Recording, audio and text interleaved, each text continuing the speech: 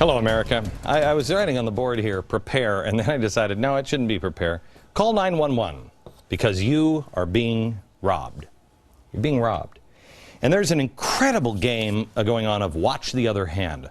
This is an episode that you want to DVR, watch a couple of times, really get it down, and share it with friends. You, of course, will call the police if you know you're being robbed. You, of course, will say something if you know you're being robbed. Right now, there's an argument in the country that the rich are robbing you. They're not paying their fair share. But is that really who's robbing you? I find it interesting that we're being taught to hate. There are lots of enemies now in America. There's a ton of them. There's big oil. Oh, I hate those guys. Wall Street, all of Wall Street. What changed the world was Wall Street. But that's now bad. Coal kept people warm. Provides almost 50% of all of our energy. It's bad. Fast food. I kind of go with that, although it works well to help things start moving along, you know what I'm saying? Banks are bad. Since when are banks bad? Man has always had banks. You have to have banks. Banks are bad. Salt and fat is bad. Doctors cutting people's feet off. And freeze tag. Freeze tag, we told you, New York progressives are saying, oh, we got to protect the children. There are villains everywhere. Now, are there villains in each of these categories? Yeah, there are. Well, not the freeze tag thing. This is ridiculous. But there are villains. But not the whole thing. Not all banks. Bankers, some banks, sure. But we're not going after them. Why aren't we prosecuting anyone?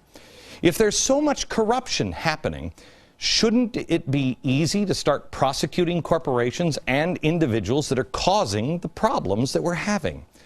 But we're not. Why is that? Go back to this board. Because you're being robbed. And the bad guys are part of it. They're part of the whole. Look at all these bad things. It's misdirection. Let me ask you this. What's the progressive dream for the banking industry? For really all industries, to have one. There's no choice. You just have one universal health care. You have one bank, the Bank of America. Hamilton was even for one bank. One-stop shop does it all. Issue currency, dish out loans, everything. You got it all. One single bank. Take competition out, or at least make all the competition subservient to that one bank. Competition, you know, is evil. Well, you can't get your kids to compete anymore. Yeah, let's give everybody a trophy. Our system was built on competition. Now, we couldn't get people to buy into the whole bank thing until they changed the name of that bank idea to the Federal Reserve. And even today, people think, oh, the Federal Reserve, oh, it's part of the government. No, it's not. It is an evil corporation. It has nothing to do with the federal government. It is the biggest bank of all. But yet nobody's picketing that bank. Nobody's going after that bank. None of these clowns, none of these people on the left are even talking about the Federal Reserve. Why is that? Progressives today refer to bankers as greedy fat cats. We've heard it over and over again. We didn't want a fat cat bill. This orgy of focusing on the super wealthy and Wall Street without regulation, the very people who drove us into this ditch. I did not run for office to be helping out a bunch of fat cat bankers on Wall Street. I have to tell you, Mr. President, no one elected you to do that. No one. I'm not for that either. Nobody. I don't know a soul that says, oh, we got to give that money. But yet you were the one who voted for it in Congress. And you're the one who did QE1, QE2, stimulus. You gave them all the bailouts after you took office. The problem in America now is responsibility and the lack of it. Nobody will take responsibility for a thing they do or a thing they say, any action. It's never their fault. I make mistakes. I make a lot of mistakes. I'll take responsibility for what I've done. Why is it we can't find anyone to take responsibility? Or they'll say these big fat cat bankers, but they'll never identify them. Well, tonight we're going to identify them. We're going to begin. Let's look at who's really doing this. Who specifically? Mr. President, doctors are ripping the tonsils out of children and cutting off their feet? My gosh, that's an open and shut case. You'll be the most popular president on the planet if you can show me one that did that. Let's put that doctor in jail. There's something that would unite us. Who's for that? The bankers that caused this, round them up. You'll be the most popular president. Just make the case. We all want to ensure this never happens again. They also talk about speculators all the time. Speculators. Now the speculators are the ones driving up the oil. Who are the speculators? Those aren't the hedge funds, are they? Because hedge funds are completely, hear me America, completely unregulated. You know, the hedge funds like the one that George Soros runs? Unregulated. Well, why aren't we going after the unregulated hedge funds? Really? No. Nobody in Washington will tell you. Nobody will tell you. I believe because so many people in Washington have dirty hands, and there's also a lot of people that are making a lot of money right now. I believe the dirtiest of them all are in on it. And when I say in on it, what is it? Oh, what is it? The biggest theft of money in the history of all mankind on planet Earth. That's what this is. The theft of your savings. The theft of your 401ks. You still have your 401k. But what's going on now makes Bernie Madoff look like my son. Last night I got home and my son took Angry Birds on the phone away from my daughter, and they got into a fight of that, and I'm like, knock it off, you two. But that, what's going on makes Bernie Madoff look like that. And it's all under the guise of helping you. Well, I thought about this morning, and I want to lay this out for you, because I think I can make a case with It's a Wonderful Life.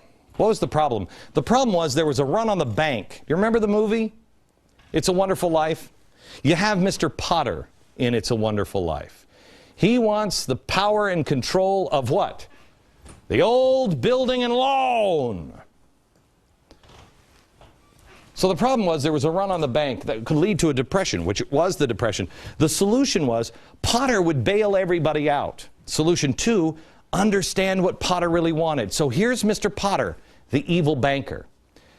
Just like to show you that we have a modern day Mr. Potter. It's Ben Bernanke. He runs the Fed.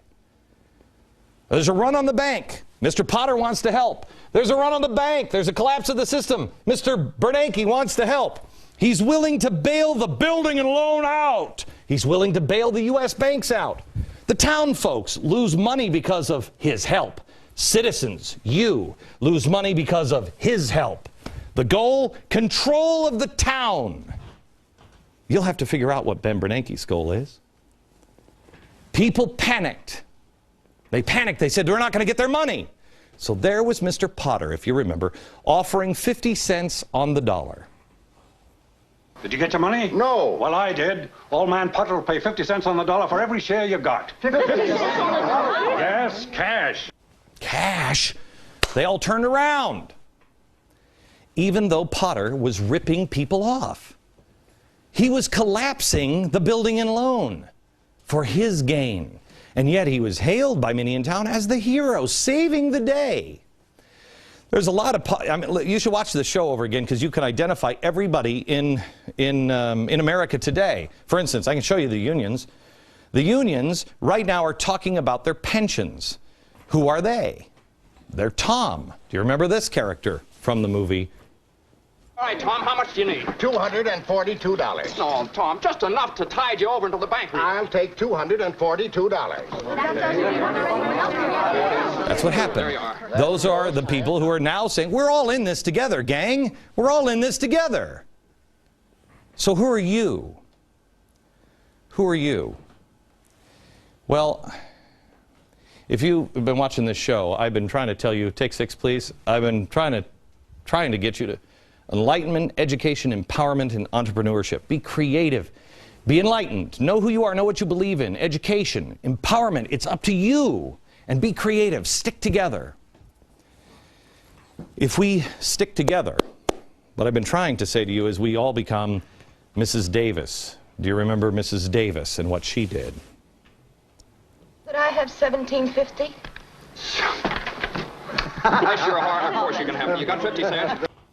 Because that's all she needed. We'll get to George Bailey here in a minute.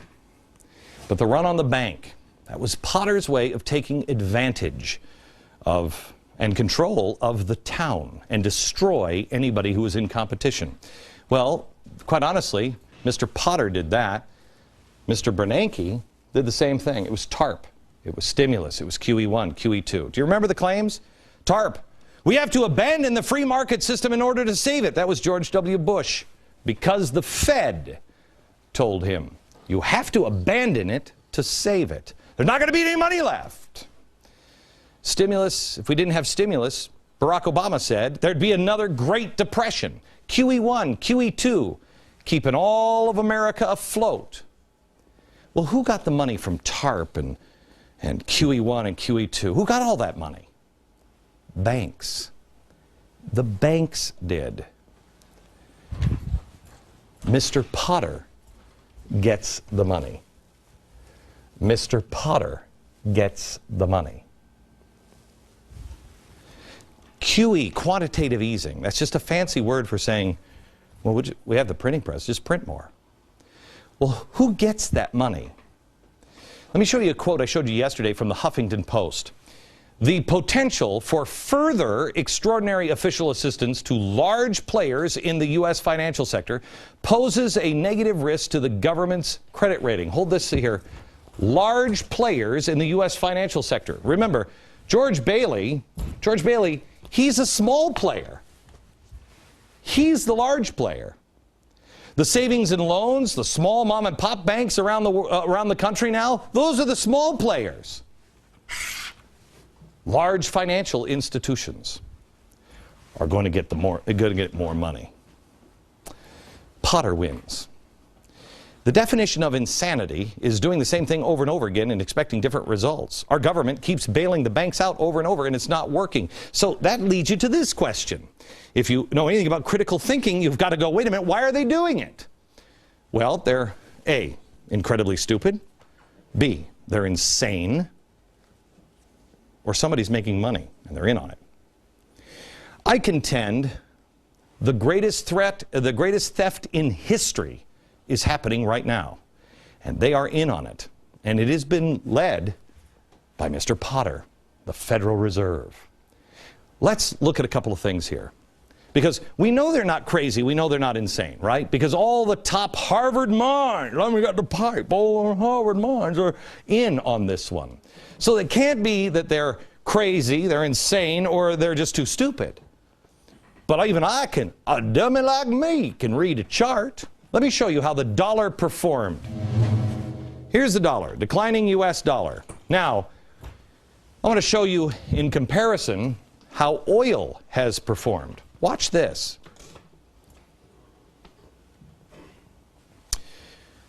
This is the dollar, and this is oil. Do you notice that if I folded it over, it's almost a mirror? Why? What's happening there? As the dollar continues to fall, energy prices continue to rise. Well, why is that? Well, a couple of reasons. First of all, it can't be because, somebody wants energy prices to rise. Who would want higher energy prices? Who would want them to skyrocket? That's insane, don't you think? My plan of a cap and trade system, electricity rates would necessarily skyrocket. Okay, yeah, that would be insane. Put the chart back up, please. See, because if you look at this chart again, something's going on here. There's no cap and trade here. Oh, wait a minute. Common sense. If we use common sense and stop listening to Washington and Harvard people, we'll see that that's a mirror. Let the numbers speak for themselves. You see, the price of oil is pegged to the dollar. Everyone in the world uses the dollar to buy oil. It's the gold standard.